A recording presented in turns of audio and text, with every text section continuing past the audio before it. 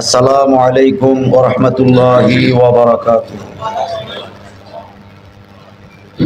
নাহমাদুহু ওয়া নুসাল্লি ওয়া নুসাল্লিমু আলা হাবিবিহিল কারীম ওয়া আলা আলিহি ওয়া আসহাবিহি ওয়া আহলি বাইতিহি ওয়া আহলি সুন্নতি ওয়াল জামাআতিহি আজমাইন। আম্মা বা'দু ফাউযু বিল্লাহি মিনাশ শাইতানির রাজীম। বিসমিল্লাহির রহমানির রহিম। ইন্নাল্লাহা ওয়া মালাইকাতাহু ইউসাল্লুনা আলান নবী ইয়া আইয়ুহাল্লাযীনা আমানু সাল্লু আলাইহি ওয়া সাল্লিমু তাসলিমা।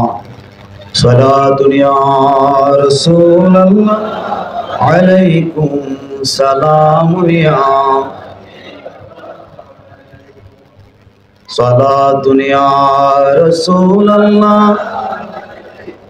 সালামুন ইয়া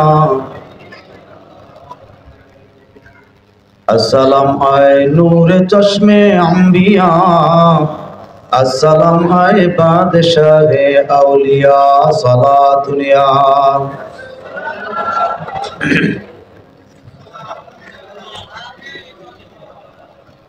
उपस्थित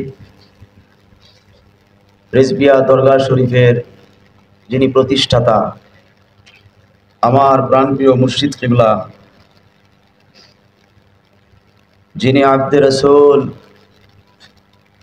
मुफ्ती नज़ीरुल अमीर रदवी हनाफी कादरी सुबहानी मद्दाजिल्लाहुल आलियार नेतृत्वे एवं सभापतित्वे BMA भवन ऑडिटोरियमे फजाइल अहले बयात ओ आला हजरत कन्फारेंस 2024 आयोजित এই অনুষ্ঠানের दिगार उलामाए कराम, तुलाबाए कराम, हुफ्फाज़ कुरान, हाज़िर निज़ाम, मुरब्बी निज़ाम,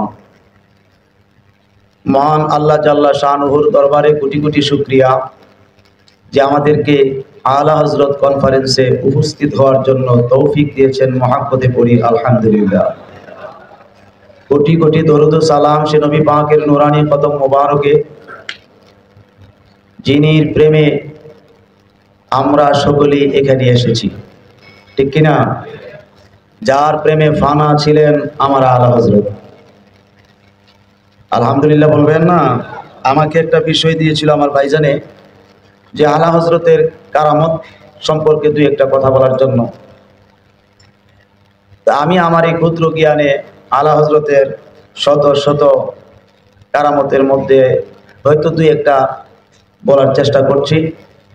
সেটা হচ্ছে 1901 সালের একটি বিষয়। 1901 সালের একটি বিষয়।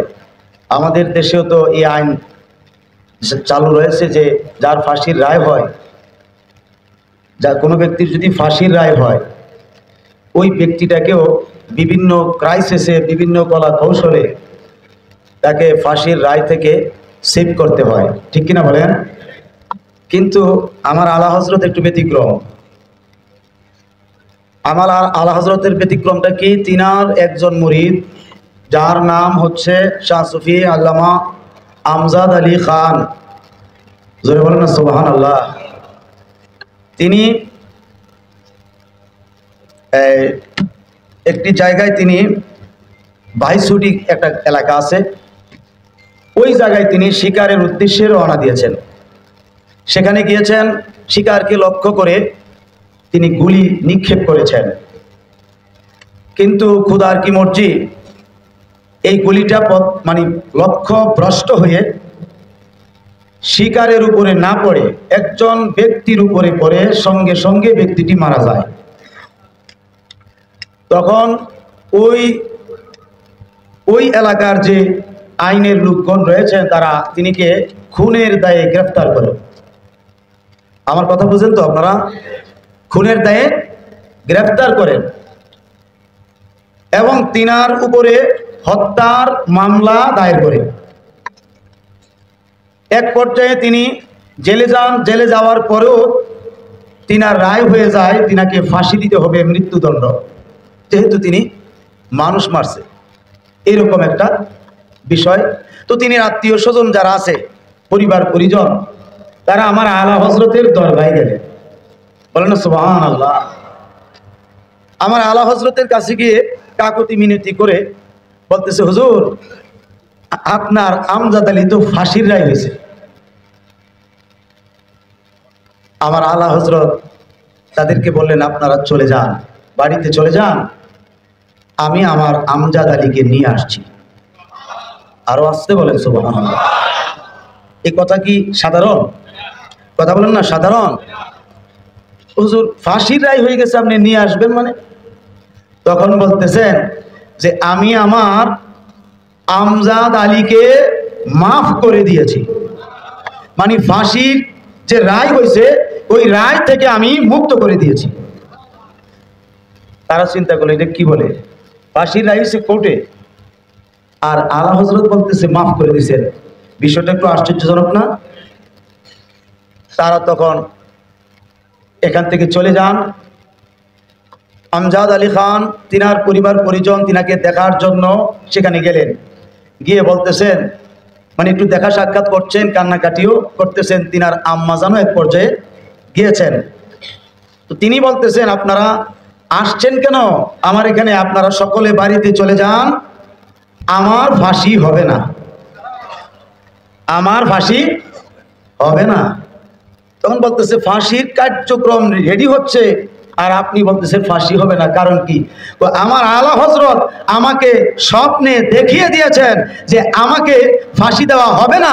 আমার আলা হজরত নিজেই বলেছেন, হে আমজাদ আলী, আমি তোমাকে ফাঁসি থেকে মাফ করে দিয়েছি। আমার আলা হজরত যেখানে আমাকে বলছেন মাফ করে দিয়েছেন, আমার ফাঁসি হবে না, এটাই সত্য। কিন্তু মায়ের মন সন্তানের জন্য তো কান্নাকাটি করছে। তিনি সান্ত্বনা দিয়ে বলছেন, আম্মা যান, আপনি কান্নাকাটি করবেন না অযথা, আপনি চলে যান, আমি অতি শীঘ্রই আপনার কাছে এসেই নাস্তা করব।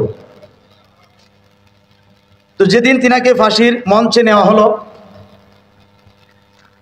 একেবারে সব রেডি। এই সামান্য সময় পূর্বেই একটি সংবাদ আসলো, রানী ভিকুটিয়া মহিলাটার নাম, তার একটা ছেলের মাথায় মুকুট পরানো উপলক্ষে কিছু মৃত্যুদণ্ড মানে হত্যাকারীকে জেল থেকে এবং হত্যার মামলা থেকে মুক্ত করে দেওয়া হোক। কথাটা আমরা বুঝাইতে পারছি না? রানী ভিকুটিয়ার একটি ছেলে, তার মাথায় মুকুট পরানো উপলক্ষে মৃত্যুদণ্ডপ্রাপ্ত অর্থাৎ হত্যাকারীকে কিছু আসামি আছে তাদেরকে ক্ষমা করে দেওয়া হোক। এই ক্ষমা করে দেওয়া হোক, এটার ভিতরে তিনি পড়ে গেছেন। আরো জোরে বলেন না সুবহানাল্লাহ। আমাদের দেশে নবীজির ব্যাপারে কিছু আলেমরা এবং কিছু ব্যক্তিরা বলে থাকেন যে নবীজি ইলমে গায়েব জানে না। আমি তো দেখতেছি আমার আলা হজরতই গায়েব জানেন। কথা ঠিক কিনা?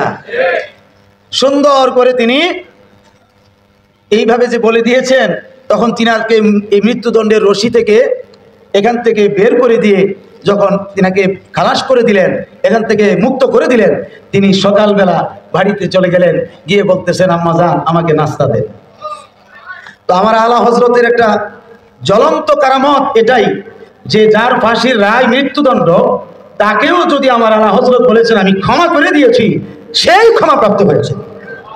তো এই মুহূর্তে আমি লক্ষ্য করছি যে জ্ঞানবানকে ইশারা, অজ্ঞানকে সারা জীবন ইঙ্গিত না পড়াইলেও কাজ হতো না, ঠিক কিনা? আমার আলা হজরতের এমন কোনো বিষয় নাই যে আমার মুর্শিদ কেবলা অনুসরণ করেন না। কথা ঠিক কিনা? যার মধ্যে আমার আলা হজরতের যে গুণগুলো আছে সব গুণগুলো বাস্তবায়ন, ঠিক না বে ঠিক? তো এখন আমার আলা হজরতকে আমি চিনতাম না, আমরা আলা হজরতকে কি এটাও চিনতাম না, জানতাম না, শুধু বায়াত হয়েছি সত্য। এই আলা হজরত সম্পর্কে জানার এবং বুঝার এবং তিনিকে চিনার একমাত্র মাধ্যম হলো আমাদের মুর্শিদ কেবলা। দুই হাত তুলে বলেন ঠিক কিনা? সকলে দুই হাত তুলে বলেন ঠিক না বেঠি? যার মধ্যে আলা হজরতের সকল গুণ বিদ্যমান। যাই হোক, এরকম আরো অনেক অনেক কারামত আলা হজরতের রয়েছে। চলন্ত ট্রেনও ব্রিজের মাঝখানে আমার আলা হজরত থামিয়ে দিয়েছেন। আটো সরে বলেন না সুবহানাল্লাহ। তিনি কিছু সঙ্গী সাথী নিয়ে সফরে বের হলেন, ট্রেন দাঁড়ানো, এই মুহূর্তে মাগরিবের সময় হয়েছে। কিসের সময়? তিনি বলছেন, তিনি সঙ্গীদেরকে চলো মাগরিবের নামাজ পড়ে আসি।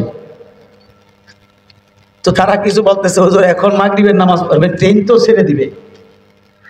তখন বলতেছে ট্রেন ছেড়ে দিলে দিবে, আমরা তো মাগরিবের নামাজ পড়তেই হবে, ঠিক কিনা?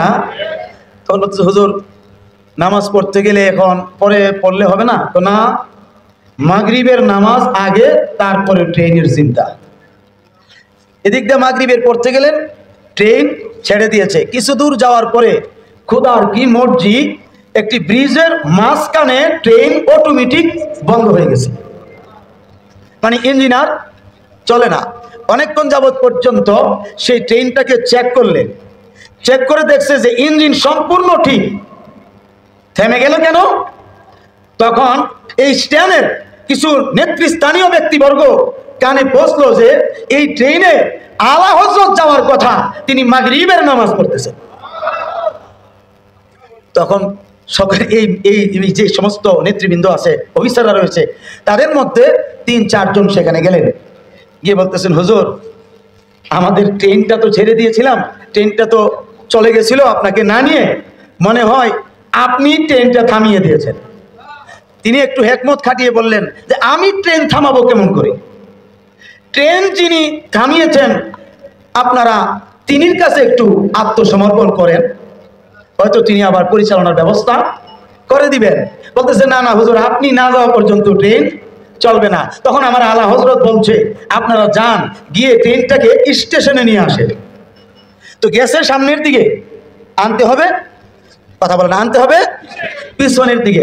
এখন ইঞ্জিন চালককে বলছে, ট্রেন চালককে বলছে যে আপনি দেখেন তো একটু সামনে যায় কিনা, পিছনে যায় কিনা। তখন তিনি সামনের দিকে যখন ট্রেনকে চালানোর চেষ্টা করেন, চুল পরিমাণও নড়াচড়া করে না। যখন পিছনের দিকে টানতে শুরু করেন, তখন অটোমেটিক এই ট্রেন পিছনের দিকে চলে আসে। তো এইভাবে তিনি এই ট্রেন পিছনে আনলে, এই স্ট্যান্ডে আনলে, আলা হযরত উঠছেন, ট্রেন আবার আগের মতো সামনে চলতে শুরু করেছে। তিনি আলা হযরত আজিমুল বারাকাত, ইশকে মুহাব্বত, ঠিক কিনা? তিনির মতো একজন ব্যক্তিত্ব, যিনি ১৫০০-এর উপরে কিতাব লিখেছেন, অগণিত কারামত অর্জন করেছেন এবং আল্লাহর হাবিবের সান্নিধ্য অর্জন করেছেন, তিনিও বলেছেন मैं मुजरिम हूँ आका मुझे साथ ले लो, मैं मुजरिम हूँ आका मुझे साथ ले लो,